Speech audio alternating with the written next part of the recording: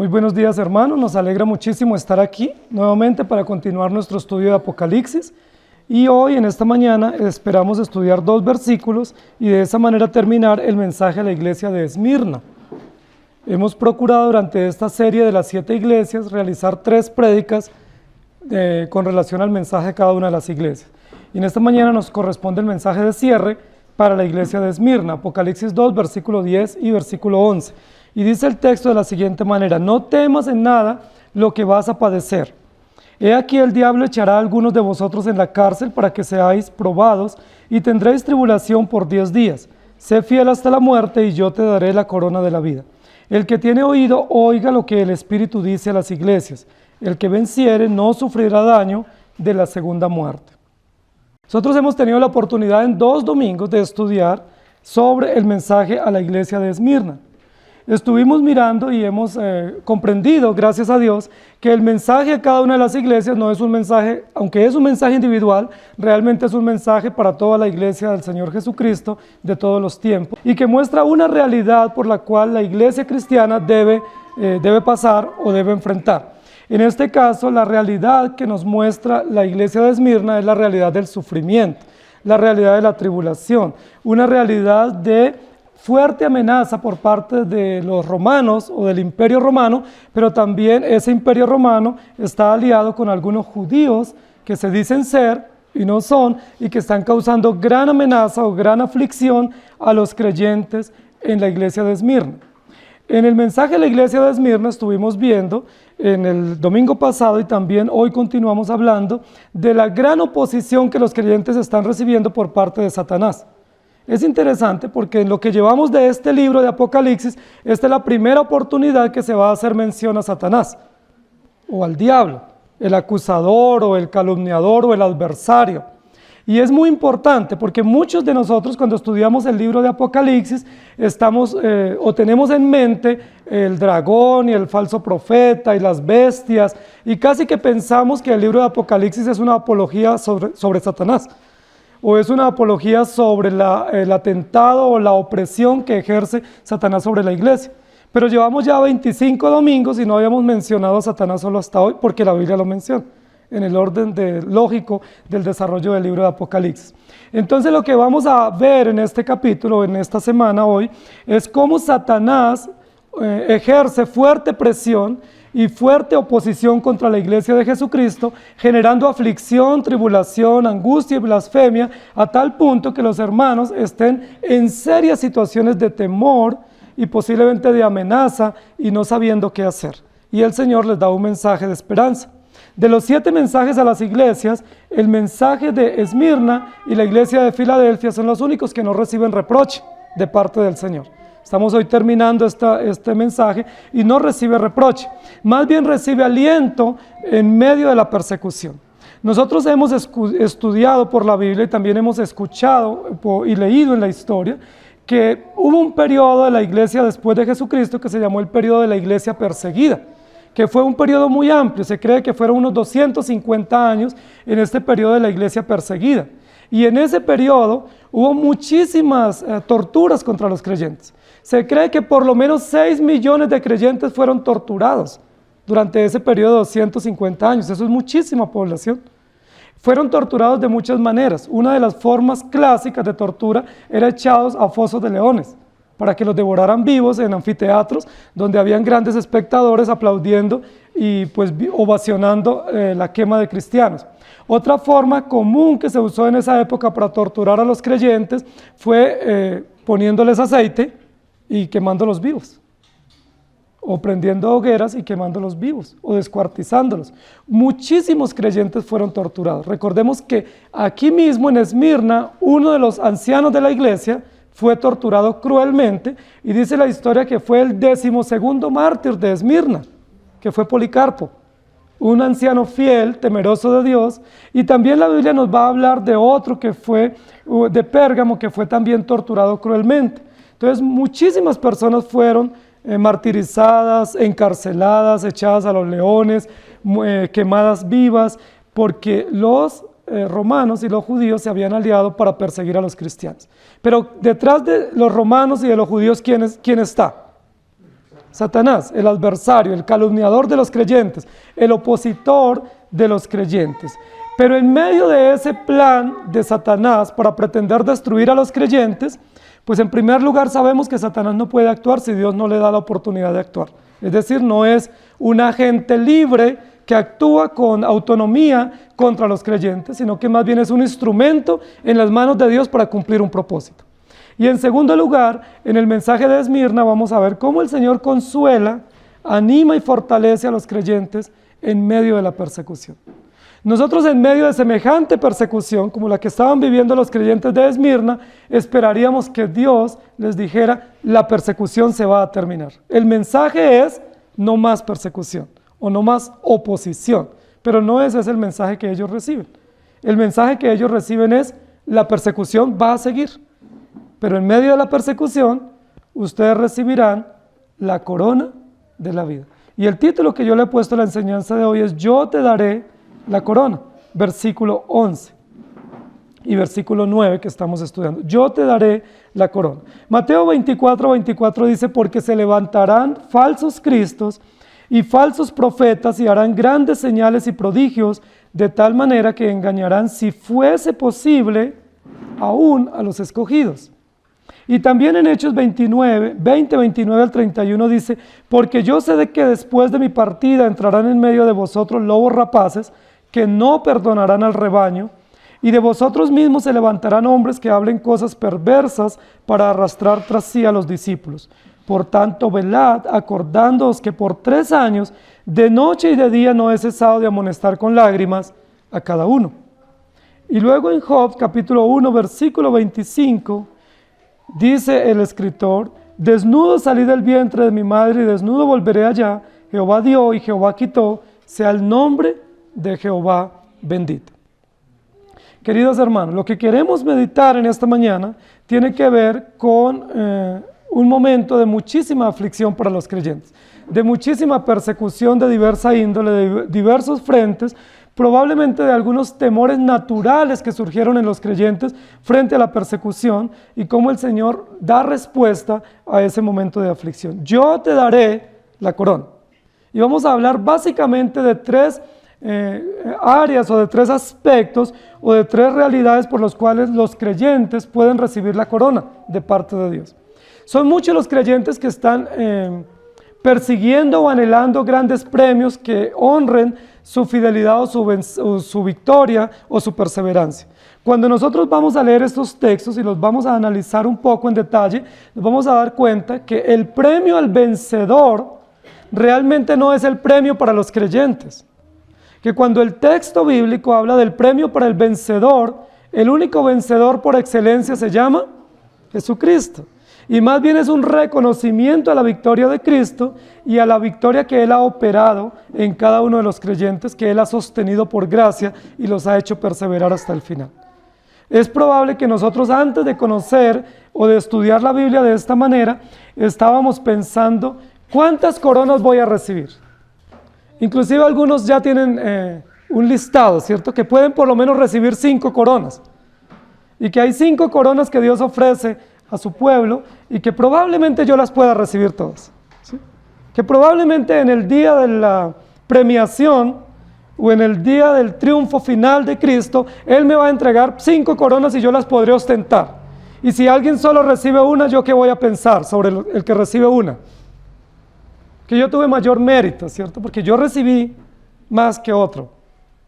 Y muchos piensan que las coronas en la premiación tiene que ver con méritos humanos, tiene que ver con logros nuestros y tiene que ver con fruto que nosotros llevamos ante la presencia del Señor y del cual Dios queda pues sorprendido y va a manifestar su sorpresa dándonos un premio extraordinario. Pero no es eso el contexto del libro de Apocalipsis, especialmente con relación a la victoria y con relación a la premiación. Cuando la Biblia nos va a hablar de la victoria y de la premiación, va a pensar exclusivamente en Jesucristo. ¿Recuerdan cuál es el tema del libro de Apocalipsis? La revelación de Jesucristo, el Hijo de Dios. ¿Y cuál es nuestro eslogan de estudio? Jesucristo, Cordero Vencedor. Entonces, si Jesucristo es el Cordero Vencedor, como efectivamente la Biblia lo dice, El premio al vencedor, ¿para quién es? El reconocimiento y el honor al vencedor es a Cristo, pero que Él por gracia lo extiende o lo comparte, o por condescendencia lo pone sobre nuestros hombros o sobre nuestra cabeza, para ser honrado y exaltado Él con ese premio que nos da. En primer lugar, el texto en el versículo número 10 dice: no temas en nada lo que vas a padecer. Y en primer lugar, yo quiero que pensemos que la corona que Dios va a dar es la corona de vencedor ante el temor. Es la primer corona, o el primer aspecto mejor de la premiación que se va a otorgar a los creyentes, es por la victoria que Dios les ha concedido ante el temor. Queridos hermanos, una de las realidades naturales de todos los seres humanos, desde Génesis capítulo 3, es el temor, es el miedo. ¿Qué dice Génesis 3 cuando Adán y Eva se escondieron? Y el Señor los llama, y ellos están en el bosque escondidos. ¿Qué has hecho? ¿Y qué responde Adán? Tuvimos temor y nos escondimos.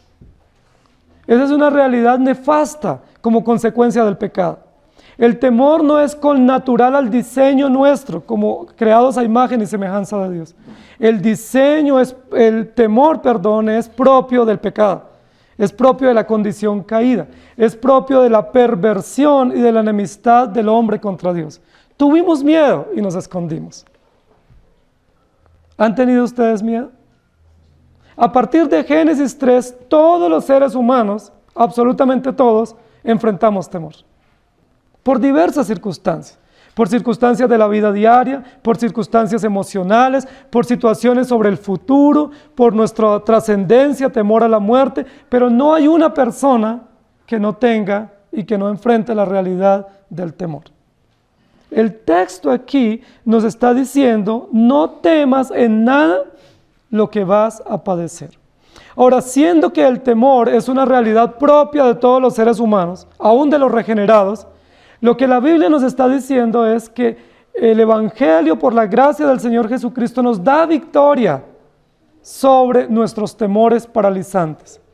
Los hermanos de la iglesia de Esmirna están siendo muy afrentados especialmente los judíos, que se reúnen en la sinagoga, pero que es una sinagoga de Satanás, y que están ejerciendo gran presión sobre los creyentes.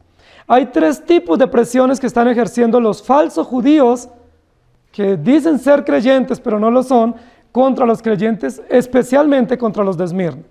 Las tres cosas que ellos están ejerciendo contra ellos, en el versículo anterior lo vimos, fue gran tribulación. Es decir, los estaban molestando, incomodando, ofuscando por el hecho de ellos ser cristianos y no rendirse ante la imagen del emperador, por no adorar sus ídolos y no comer lo sacrificado a los ídolos, y porque ellos no le decían al emperador Señor, como el emperador había promovido y había promulgado. La otra cosa que estaban haciendo estos falsos judíos entre los creyentes de Esmirna fue ejercer una gran presión económica, como una especie de boicot económico, y dice la historia que probablemente ese boicot económico y esa presión económica también se tradujo en vandalismo. Es decir, estos judíos, auspiciados por los romanos, iban a las casas de los creyentes de Esmirna y eran vándalos, persiguiendo sus casas, destruyéndoles sus casas, confiscando sus propiedades y causándoles gran amenaza y gran angustia económica. Pero ¿qué fue la tercera cosa que hicieron estos falsos judíos contra los creyentes de Esmirna? Versículo 9. Habían levantado gran blasfemia contra ellos. Y la blasfemia básicamente consistía en calumnia y difamación. Los calumniaban y los difamaban sin ningún reparo, simplemente porque ellos eran seguidores de Jesucristo y porque ellos no se reunían en sus sinagogas, sino que tenían unas asambleas aparte para estudiar la Biblia y para hacer sus reuniones. Yo les pregunto, queridos hermanos, ante esas realidades, ¿es posible que alguno sienta temor? Ante situaciones de tribulación tan grandes como estas, de calumnia, de presiones económicas, ¿es posible que nosotros sintamos miedo? Yo creo que sí, yo lo sentiría y lo siento. Yo creo que no somos tan espirituales o tan ajenos a situaciones de presión tan fuerte como para no tener miedo y no angustiarnos, sino muchas veces sentir desánimo y a veces querer reaccionar de una o de otra manera. Por eso el texto en esta oportunidad comienza con una descripción categórica para los hermanos de la iglesia. No temas en nada lo que vas a padecer. Ahora es interesante porque el texto no solamente pone de relieve el sentimiento natural que estaban teniendo los creyentes en Esmirna, que era un sentimiento de temor, de angustia, sino que en esa misma expresión el Señor Jesús les dice, no temas en nada lo que vas a padecer. ¿Qué es lo que les está afirmando implícitamente? Que el padecimiento va a seguir, que la prueba no va a terminar, que la situación de amenaza y de opresión y de aflicción que están teniendo no se va a detener, sino que va a continuar, pero que ellos no deben tener temor porque el Señor les está dando fortaleza y victoria en medio del temor. Recordemos que ya en el capítulo 1, versículo 17, cuando Juan vio la visión de ese ser semejante al Hijo del Hombre, dice la Biblia que cuando le vio cayó como muerto a sus pies, y él puso su diestra sobre mí diciéndome, no temas, yo soy el primero y el último. Esa fue la descripción de Jesús para Juan en el capítulo 1. Pero ¿cuál es la descripción de Jesús para la iglesia de Esmirna? Versículo 8. Y escribe al ángel de la iglesia en Esmirna el primero y el postrero. La misma descripción y el mismo temor que enfrentaron los de Esmirna lo enfrentó el apóstol Juan cuando recibió la visión de parte del Señor. No temas en nada lo que vas a padecer.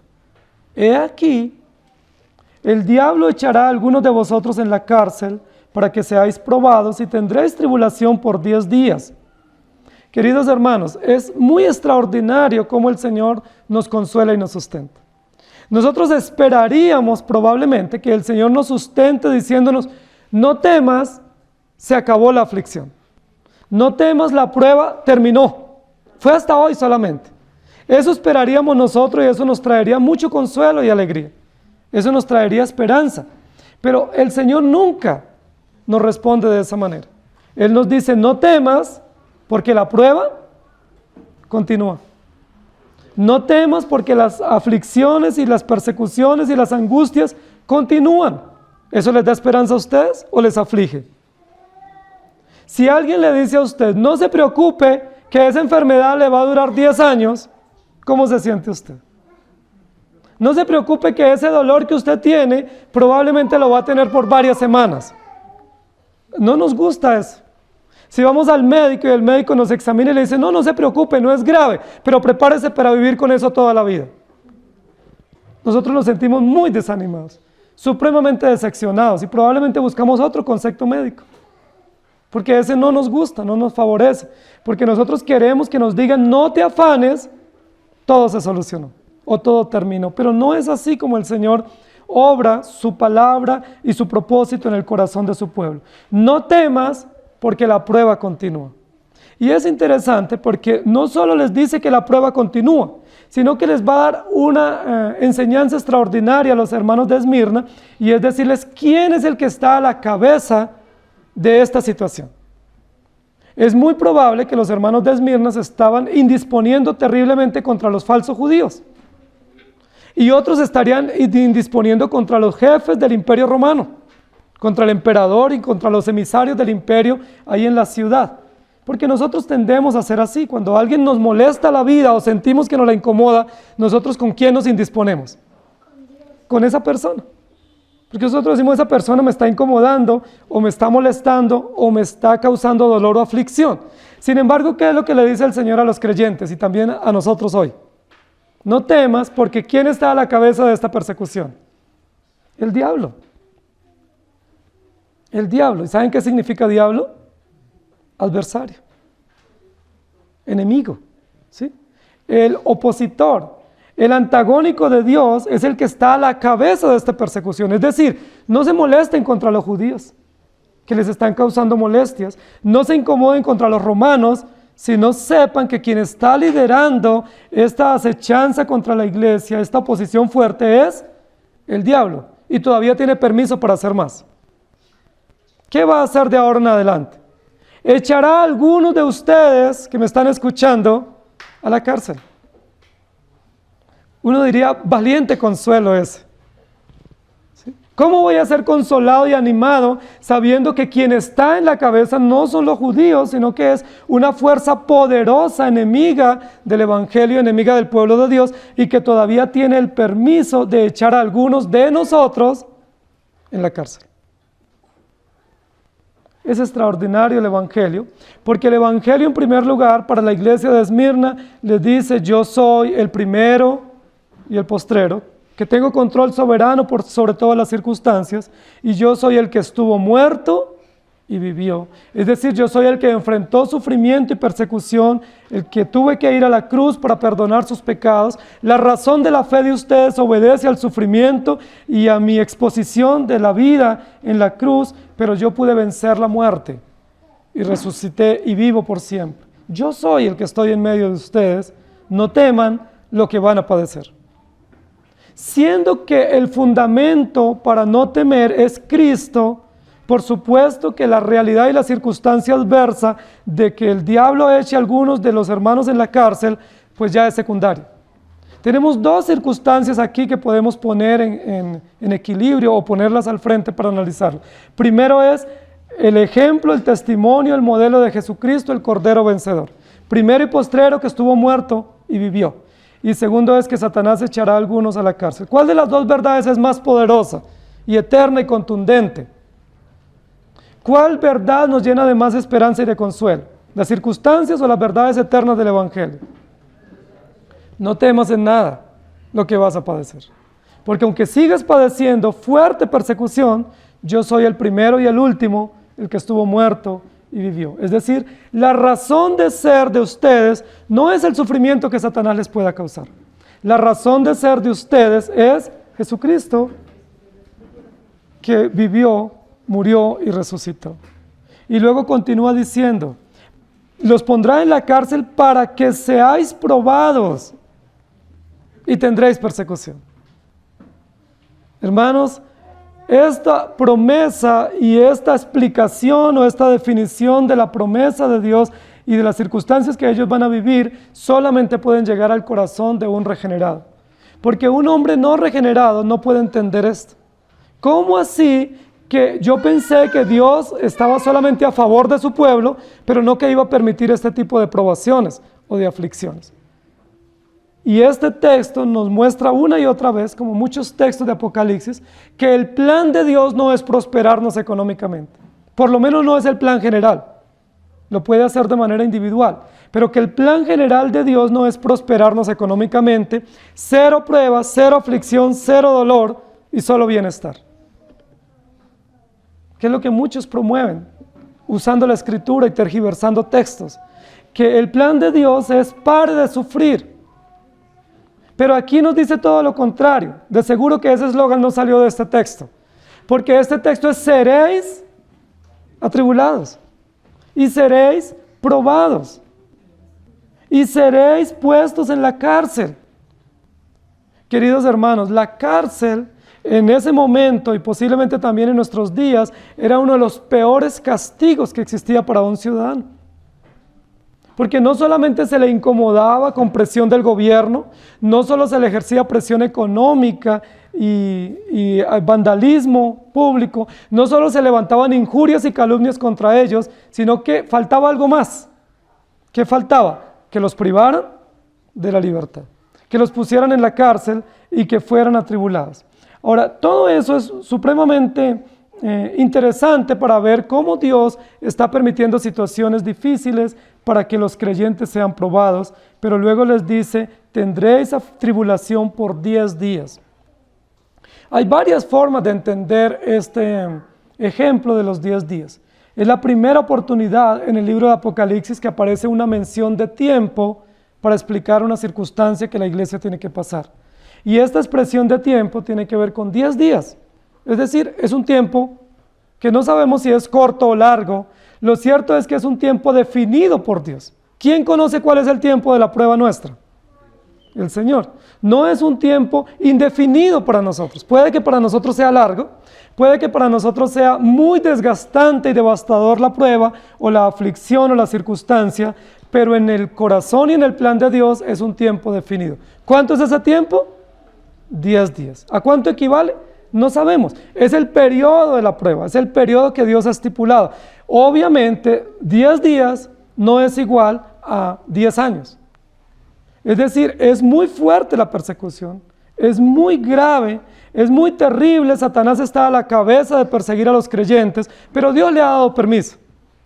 Dios le ha permitido que aún eche a creyentes a la cárcel, y esa cárcel es el preámbulo a la tortura o al martirio, pero esa tribulación, aún siendo larga, es corta. Es tiempo definido. Dios sabe el tiempo. El único que sabe el tiempo de la prueba tuya es el Señor. Probablemente llevas años en la prueba y tú piensas que nunca va a terminar. Pero ¿cuál es la promesa? Terminará. ¿Cuándo termina? Dios ha establecido un límite, y es un límite corto, y no temas ese padecimiento. Aún si se agudiza el padecimiento, no temas, porque el Señor está contigo. Segunda de Tesalonicenses, capítulo 1, versículos 4 y 5 dice: tanto así que nosotros mismos nos gloriamos de vosotros en las iglesias de Dios por vuestra paciencia y fe en todas vuestras persecuciones y tribulaciones que soportáis. Esto es demostración del justo juicio de Dios, para que seáis tenidos por dignos del reino de Dios, por el cual asimismo padecéis.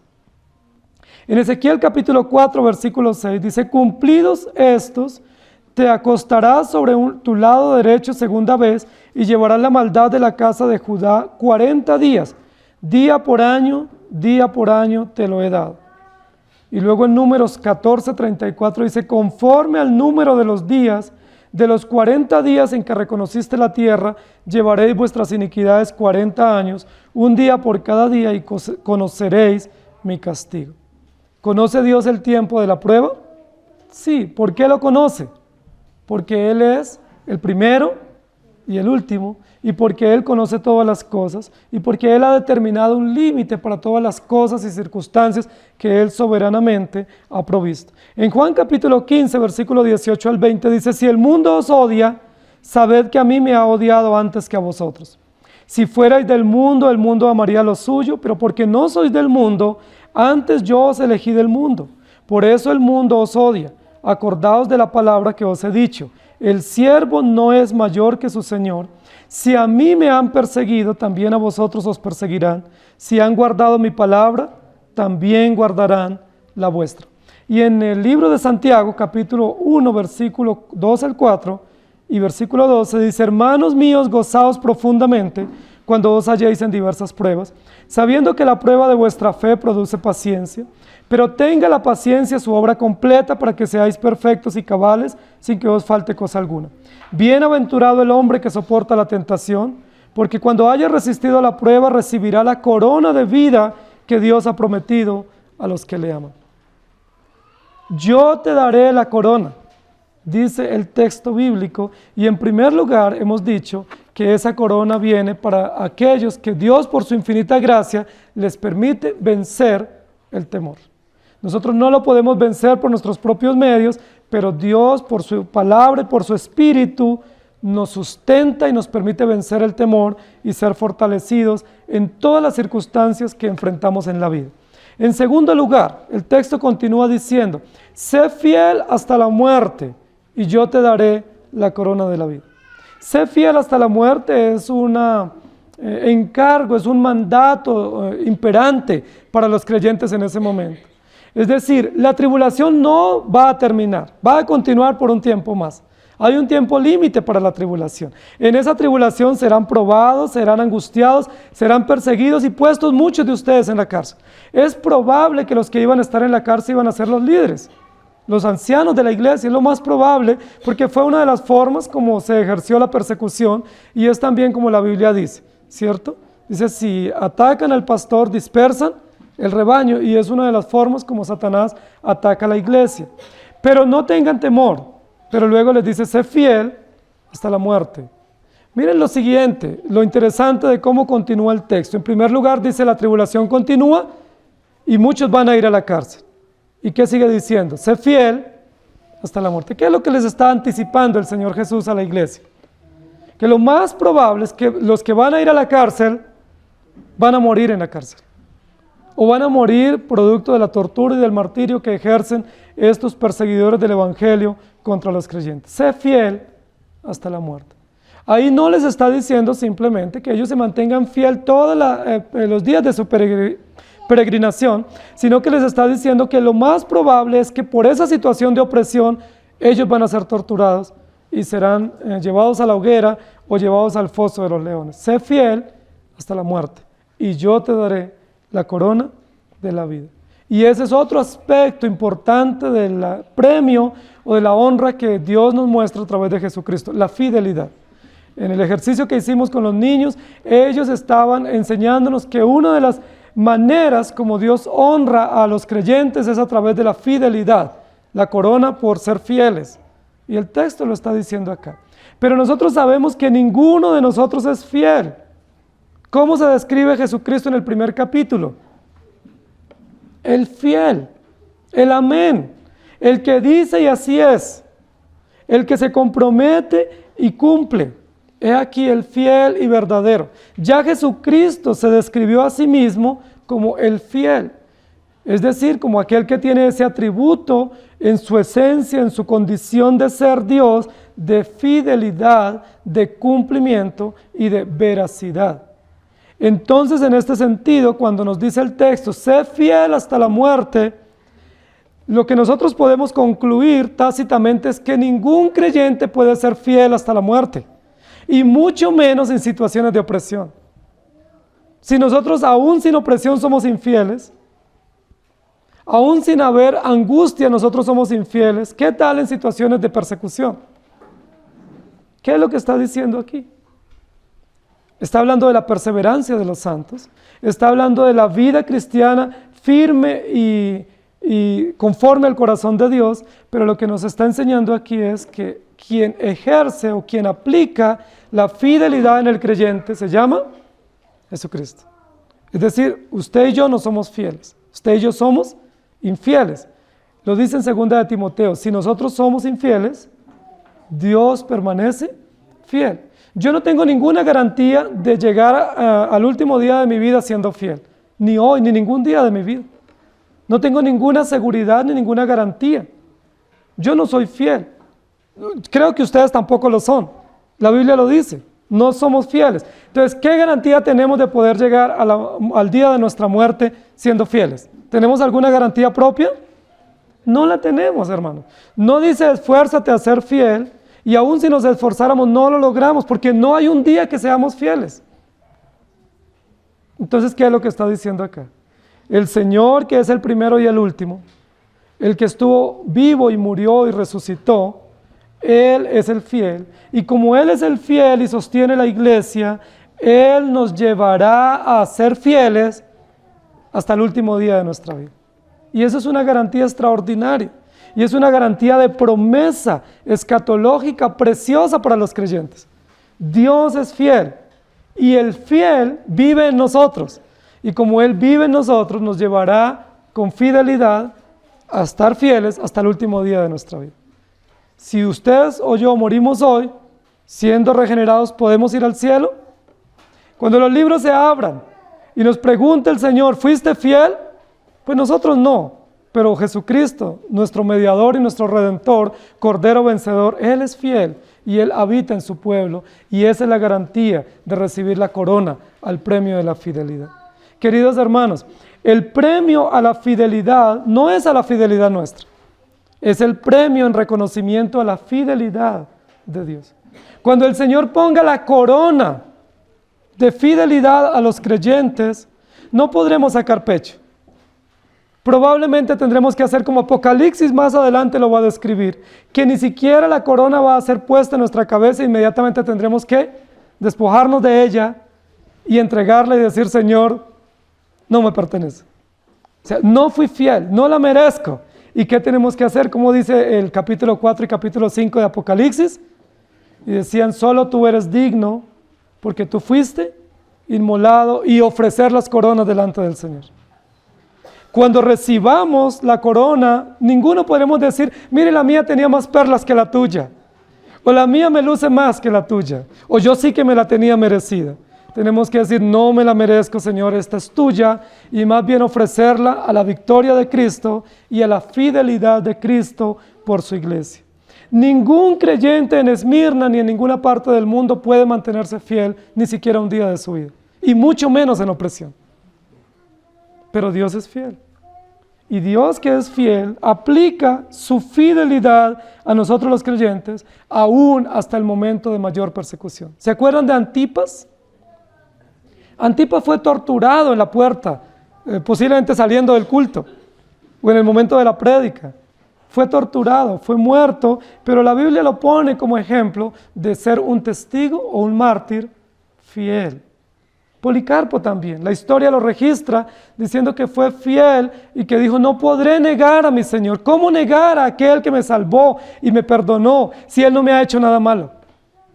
¿Cómo decir que Él es malo y negarlo y no honrarlo si en todos los años de mi vida, en sus 86 años que Él vivió, no ha visto ni ha entendido que Dios le haya hecho nada malo? Queridos hermanos, la garantía para nosotros recibir la corona, la fidelidad hasta la muerte, no es nuestra firmeza, no es nuestra doctrina, no son nuestras obras, sino la obra de Cristo aplicada eficazmente en el corazón de cada uno de nosotros. Y esa es nuestra garantía. Amén. Sé fiel hasta la muerte, y yo te daré la corona de la vida. No saquemos pecho pensando que somos fieles, porque no lo somos. No presumamos de algo que no somos y que nunca lo seremos. No presumamos de algo que Dios tampoco nos está diciendo que lo podremos lograr. Nuestra única gratitud y motivo de gozo y de placer y de entrega al Señor es su fidelidad perfecta aplicada en nuestros corazones. Siendo nosotros infieles, Él permanece fiel. Juan capítulo 11, 25 dice Jesús, yo soy la resurrección y la vida, el que cree en mí, aunque esté muerto, vivirá. Y en esta segunda parte del texto, lo que nos está diciendo el Señor no solamente es que confiemos en Él para la vida en cuanto a las circunstancias propias de persecución, sino que confiemos en Él también para la muerte. Una de las preguntas históricas de los catecismos, ¿quién es nuestro único consuelo tanto en la vida como en la muerte? Y responden los catecismos con buen sustento bíblico y doctrinal, nuestro único consuelo tanto en la vida como en la muerte es que no me debo a mí, sino a Jesucristo, nuestro Señor y Salvador. ¿Esa es la esperanza suya, querido hermano? ¿O está confiando usted en que hoy vino a la iglesia en lugar de haberse ido de puente? Hoy fui fiel, me hubiera podido ir de puente, pero hoy fui fiel, vine a la iglesia. Y hoy traje mis diezmos, hoy soy fiel, hoy merezco la corona de la fidelidad. Pueden venir, pueden traer sus diezmos, pueden ser fieles en los deberes propios de la iglesia, pero frente a Dios somos infieles, desleales, mentirosos y todo lo que la Biblia describe. Nuestra única garantía es nuestro Señor Jesucristo. Primera de Tesalonicenses 4:16, porque el Señor mismo con voz de mando, con voz de arcángel y con trompeta de Dios, descenderá del cielo y los muertos en Cristo resucitarán primero. ¿Alguno de ustedes le tiene temor a la muerte? Ahora, muchos le tenemos temor a acostarnos y no levantarnos, o tenemos temor a morir de ancianos, o morir de una muerte natural. Ustedes se imaginan el temor que pudieran tener los hermanos de Esmirna, conociendo la crueldad de sus perseguidores y conociendo que otros hermanos ya habían sido puestos en la hoguera o en el foso de los leones. ¿Se imaginan la angustia de saber que cada vez que pasaban por ese gran estadio que tenían para más de 40,000 espectadores, que ese era el lugar de tortura y que probablemente yo mañana voy a estar allá, torturado? Sé fiel hasta la muerte, o no temas aún y en el momento de la muerte, porque yo estoy contigo y yo te daré la corona de la vida. Lo que nos está diciendo la Escritura, queridos hermanos, además del encargo de poner nuestra mirada en el Señor, es que la circunstancia mientras estemos aquí en la tierra se mantendrá. Hoy tenemos una prueba, mañana tendremos otra, y pasado mañana otra. La de hoy es grande, la de mañana puede ser más grande, porque ya estamos más capacitados por Dios para afrontar mayores pruebas.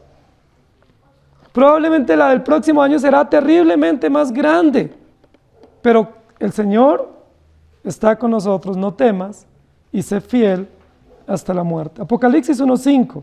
De Jesucristo el testigo fiel, el primogénito de los muertos y el soberano de los reyes de la tierra, al que nos amó y nos lavó de nuestros pecados con su sangre. Luego en Apocalipsis 2:13, yo conozco tus obras y donde moras, donde está el trono de Satanás, pero retienes mi nombre y no has negado mi fe, ni aun en los días en que Antipas, mi testigo fiel, fue muerto entre vosotros, donde mora Satanás. Es probable que muchos de nosotros estemos viviendo en medio de gran persecución, o como dice ahí el texto, de manera literal, donde mora Satanás. Probablemente pudiésemos describir así parte de la realidad moral de nuestra nación. Estamos viviendo en medio de una nación donde mora y donde reina Satanás. Satanás está reinando en nuestra nación para aplicar o para aprobar leyes totalmente contradictorias a la moral y a la verdad bíblica. Una nación y unos gobernantes que están viviendo sin Dios, siendo gobernados por Satanás. ¿Qué dice el texto? No temas en nada lo que vas a padecer. No temas en nada. Sé fiel hasta la muerte, porque yo te daré la corona. En tercer lugar, el versículo número 11 dice de la siguiente manera: el que tiene oído oiga lo que el Espíritu dice a las iglesias, el que venciere no sufrirá daño de la segunda muerte. Y en este sentido vamos a hablar de la corona de la vida.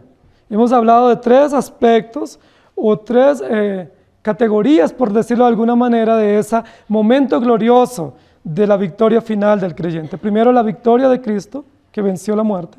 Segundo, el premio a la fidelidad, y Cristo es fiel. Y tercero, la corona de la vida. El texto claramente dice: yo te daré la corona de la vida.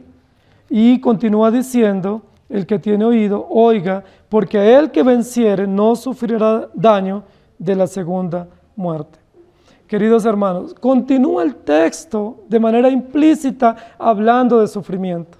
Primero un sufrimiento muy claro y luego en la segunda y en la tercera parte un poco implícito, pero diciendo que ese sufrimiento puede acarrear la muerte de muchos, pero luego ahora decir que aún ese sufrimiento pudiera generar en algunos de los creyentes un tipo de angustia de que posiblemente muero y si no terminé siendo realmente fiel, ¿qué va a pasar conmigo después de la muerte? Hay muchísimas iglesias que han enseñado que si yo tuve un mal pensamiento hoy y no logré arrepentirme de ese mal pensamiento y muero, ¿qué va a pasar? Que perdí mi salvación. Y eso ha generado gran angustia, ¿sí? Y gran preocupación en muchas personas. Porque dice: es que hoy yo tuve un mal pensamiento. Y yo les pregunto: ¿y cuándo no tienen malos pensamientos? ¿Cuándo no tenemos malas acciones? Si son a diario. La Biblia no nos está diciendo que por nuestras acciones se asegura la salvación del creyente. Por supuesto, todas nuestras malas acciones deben ser puestas delante del Señor y arrepentirnos. Pero no son nuestras acciones las que definen la seguridad de la vida eterna del creyente. Lo que define la seguridad de la vida eterna es Jesucristo, que vivió y que murió y luego resucitó y está a la diestra del Padre. Él nos da la corona de la vida. Y miren el contraste: sé fiel hasta la muerte y yo te daré la corona de la vida. Miren, hermanos queridos, esa esperanza solo la tenemos los creyentes, que aún en la muerte pasamos a un estado de mayor felicidad y plenitud en Cristo Jesús. Que la muerte no es el estado definitivo, sino que es un eslabón o un paso para disfrutar la gloria eterna con Jesucristo nuestro Señor. Que aún en el momento de morir no es el momento de mayor frustración o de calamidad, sino que es el momento de gloria para los creyentes. El salmista decía que dichosa o que de estima es a los ojos de Dios la muerte de sus santos. Es decir, es muy estimado, muy valorado por Dios la muerte de un creyente. Entonces no temas, ni aún en el momento de la muerte. Y luego dice el texto: porque el que venciere no sufrirá daño de la segunda muerte. Es decir, lo que nos está diciendo acá el texto es de la eternidad que los creyentes tenemos en vida plena con el Señor Jesucristo. Si morimos con Cristo, no afrontaremos la condenación eterna, sino la vida eterna. Es un contraste contra aquellos opositores de los creyentes. Aquellos opositores estaban campantes, matando a los creyentes y ellos caminando como felices con una sonrisa, dando el reporte a los emperadores y diciendo: mire, estamos cumpliendo las órdenes. Nos mandaron exterminar cristianos y lo estamos logrando. Nos mandaron meterles candela y mire, aquí están los reportes, todo lo que hemos logrado. Hónrenos. Probablemente estaban recibiendo honra del imperio, ¿sí? De premios, de trofeos, porque ellos estaban logrando perseguir a los cristianos y atribularlos en gran manera y diseminarlos por otros lugares. Pero no es eso el premio que debe dar honra a nosotros. El premio que reciben los creyentes no es del emperador, no es por haber logrado un fin del imperio, sino el premio que reciben ellos es del Señor Jesucristo y no es sino nada más que la vida eterna y no sufrirán la segunda muerte. Lo que está diciéndonos el texto también aquí es que aquellos que mueren sin el Señor no tienen ninguna seguridad de vida, sino de condenación eterna. Y este texto nos ayuda, querida iglesia, a comprender que Dios desde el comienzo de la revelación que nos dio a conocer en las Escrituras, nos habla de dos destinaciones. Génesis capítulo 2 y capítulo 3 es muy claro, hablándonos de que hay dos destinaciones. Hay una simiente para muerte y para condenación y hay una simiente para vida. Los que pertenecen o los que son injertados por gracia a la simiente de la mujer o a la simiente de Cristo y que son puestos en la iglesia como piedras vivas, no sufrirán daño de la segunda muerte. Aquellos que no han sido injertados, que a Dios no le ha placido injertarlos y que Dios los ha dejado libres o los ha entregado en sus propias prevaricaciones y en sus propias maldades, sufrirán daño en la segunda muerte. Es decir, no nos confiemos de las apariencias. ¿Recuerdan el Salmo 73? Que el salmista estaba muy confundido y se hizo una pregunta que le trasnochaba terriblemente. Y decía: ¿cómo pueden prosperar los impíos? Y yo que soy buen cristiano y buen reformado y llevo mis diezmos, no prospero. ¿Se acuerdan de esa pregunta que le hizo divagar muchísimo? Y estaba en profunda agonía. ¿Por qué a ellos les va bien y a mí me va mal? Esa pregunta no la hemos hecho muchos de nosotros. No podemos ser deshonestos y decir que no hemos pensado lo mismo. Nosotros muchas veces pensamos lo mismo. ¿Por qué si yo veo que los otros obran mal, también veo que prosperan? Y logran, como dice el Salmo, con creces los antojos de su corazón y no tienen límite. ¿Y por qué a los que son creyentes y tienen una vida piadosa y se esfuerzan por cumplir los deberes que Dios ha establecido, les va mal? Pero el texto está diciendo todo lo contrario, y lo dice también el Salmo 73. Es que el fin de ellos es la muerte y la condenación. ¿Y cuál es la recompensa? Pues que les vaya bien aquí en esta vida. Esa es la recompensa, no tendrán más. No tienen ninguna recompensa eterna, no tienen ninguna esperanza después de la muerte. Por eso el eslogan de ellos es: comamos y bebamos. Y por supuesto, comen y beben y hacen todo lo que quieren. Pero ese no es el eslogan del creyente. El eslogan del creyente es que a pesar de mucha tribulación, podamos ver la gloria de nuestro Señor Jesucristo. Es necesario que en medio de gran tribulación se muestre quiénes son aprobados, y esos que son aprobados, el Señor les dará la corona de la vida y no sufrirán daño de la segunda muerte. ¿Está usted pensando que es fiel y le está yendo mal? ¿Y que su vecino prospera más? ¿Que el del frente ya tiene un edificio grande y usted no ha podido ni siquiera tener nada? Si usted está pensando eso, pídale perdón al Señor. Y vaya al texto y dése cuenta que probablemente esa es la prueba que Dios le ha puesto. Probablemente esa es la prueba de pasar límites económicos y pasar escaseces y de pronto tener salud muy precaria. Que probablemente esas son las pruebas y las tribulaciones. Es probable que usted y yo no seamos echados a un horno hirviendo, o que no seamos echados a un foso de leones. Es probable, Pero ¿cuáles son las pruebas que enfrentamos hoy? Que son provistas también por Dios, a veces de nuestra salud, nuestra economía fluctuante, a veces situaciones que nos limitan mucho y que eso genera gran angustia. Pero ¿qué va a pasar con los creyentes? Que Dios los sostenga hasta el final. Recibirán la corona de la vida. Y los otros vecinos del frente que hemos visto que prosperan, ¿qué va a pasar con ellos? Sufrirán daño de la segunda muerte. Es decir, tienen ya su propia recompensa, pero temporal y visible, porque cuando se enfrenten al juicio eterno de Dios, ellos sufrirán daño. Ahora, eso tiene que ver con la justicia de Dios. No nos debemos alegrar de eso que va a padecer el impío. No nos debemos enorgullecer de decir, pues no importa si tiene su buen edificio, pero lo veré ardiendo. Ese no es nuestro problema. No tenemos por qué pensar así. Nosotros tenemos que pensar que Él también debe tener la oportunidad de que se le predique el Evangelio. Y si Dios tiene a bien darle la fe, Él no sufrirá daño de la segunda muerte. Pero si Dios no tiene a bien darle la fe, y no ha determinado, sino que lo ha entregado como un instrumento para juicio, pues Él sufrirá daño en la segunda muerte. ¿Cuál es el beneficio eterno para nosotros los creyentes? Vida eterna y no sufrir daño eterno. Yo les pregunto, queridos hermanos, una pregunta bastante lógica. ¿Es preferible sufrir daño temporal o daño eterno? Sencilla la respuesta, ¿cierto?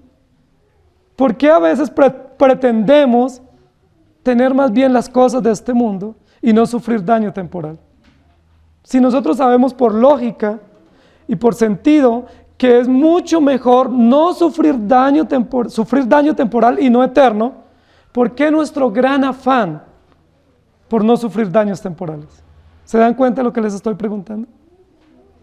¿Por qué estamos tan afanados por no estar enfermos, por no tener límites económicos, por estar prosperados, por tener todas las comodidades? Y cuando viene una prueba nos afligimos demasiado. Porque posiblemente no hemos logrado comprender lo que significa el sufrir daño de la segunda muerte y que nosotros los creyentes por gracia hemos sido librados y como bendición o como retribución inmerecida recibiremos la corona de la vida. Ahora, esa corona de la vida no es por nuestra vida, porque quien es el autor de la vida y el dador de la vida se llama Jesucristo. Cuando se nos entregue la corona de la vida, ¿qué tendremos que decir? Yo no tengo vida propia, yo no soy vida, tú eres la vida, el Señor es el camino, la verdad y la vida, y devolver esas coronas al Señor. Apocalipsis 26 dice, bienaventurado y santo el que tiene parte en la primera resurrección. La segunda muerte no tiene potestad sobre estos, sino que serán sacerdotes de Dios y de Cristo y reinarán con Él por 1000 años.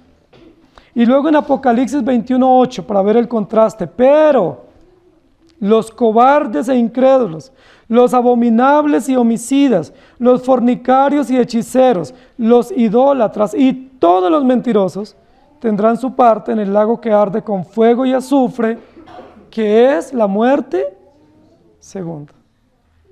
Supremamente claro, supremamente interesante. Apocalipsis 22:1. Después me mostró un río limpio de agua de vida, resplandeciente como cristal, que salía del trono de Dios y del Cordero. Y en 2 de Timoteo 4:8. Por lo demás me está guardada la corona de justicia, la cual me dará el Señor juez justo en aquel día, y no solo a mí, sino a todos los que aman su venida. Queridos hermanos, el Señor promete darnos la corona de la vida. Y Él va a cumplir esa promesa. Y Él no la va a cumplir sobre la base de tus hechos y de tus acciones. Él la va a cumplir sobre la base de su propósito eterno, de su plan inmaculado, de su plan inmutable. Él va a cumplir su promesa. Tenga usted la plena seguridad de que si Dios le ha dado la fe verdadera, le va a cumplir todas las promesas, no por lo que usted hace, sino por lo que Él es. Porque Él es fiel, porque Él es vencedor y porque Él es el Dios de la vida. Que el Señor nos ayude a estar esforzados y valientes. No olvidemos los encargos que la Biblia nos hace, llamándonos a confiar en el Señor. Génesis 15:1.